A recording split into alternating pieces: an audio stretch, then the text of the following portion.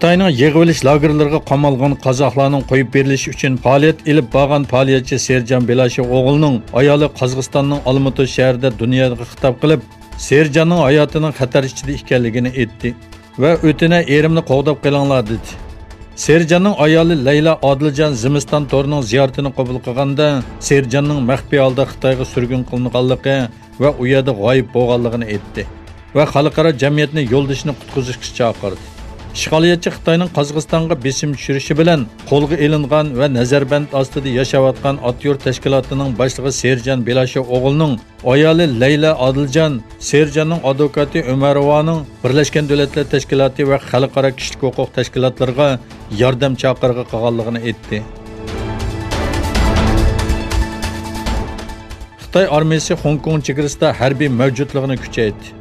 Harbiy quvvatlar haqidagi qarashlar kuchaydi. Namoyishlarning tunji kundan boshlab harbiy daxli ehtimolligi o'ttirg'i chiqqan edi. Egilishicha, Xitoy Hong Kongga qo'shni bo'lgan Shinjinda harbiy mavjudligini kuchaytgan. Xabarlarda aytilishicha, minglagan kishidan tashkil topgan qismlar Shinjindagi bir tantarbiya maydonining ishchi sirtiga o'rinlashtirilgan. Qismda nurg'unlagan Bronevik va harbiy transport avtomobilining borligi ilgari surildi. Bu haqda qarashlarni bayon qilgan Sharq Turkiston informatsion markazining raisi Abdujalil Qarqash mundaq dedi. Xitoy doiralari Hong Kongni ikkinchi bir Sharq Turkistonga aylantirmoqchi.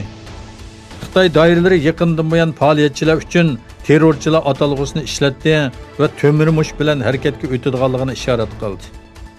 Xitoy hukumatı bu bayonotlar orqali yaqinda Hong Kongda bir qatlam ilib boradiganligini bildirgan edi. Xalqaro jamiyatni Xitoyning bu vahshiyliklariga qarshi inkos qaytarishga chaqiraman. Pokiston va Hindiston orasidagi Jammu Kashmir kontrol chizig'ida yuz bergan to'qinishda 5 nafar hindistonlik askar, 3 nafar pokistonlik askar va 2 nafar fuqaro hayotidan ayrildi. Pokiston taratqullarining xabar qilishicha, Pokiston armiyasi e'lon qilgan bayonotda Kashmir chegara liniyasidagi Lipa bozorida Hindiston tarafidan ichilgan o'qqa Pokistonning qarshilik berganligi, to'qinishda 5 nafar Hindiston askari va 3 nafar Pokiston askarining o'lganligi bildirildi.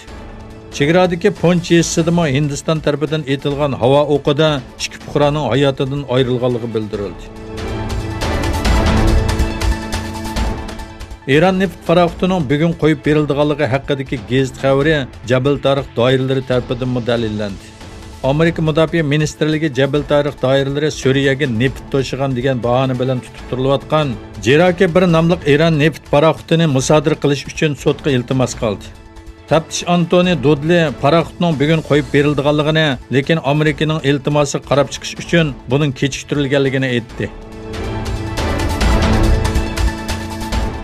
Hindiston Jammu Kashmirning avtonomiya huquqini inkor qilgandan keyin Xitoy Birlashgan Davlatlar Tashkiloti Xavfsizlik kengashini bu haqda yig'in o'tkazishga chaqirdi.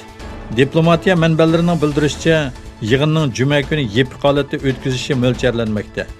Pokistonmi Birlashgan Davlatlar Tashkiloti Xavfsizlik kengashining u majlisni muzokara qilishni talab qilib 3 dona maktub yozgan edi.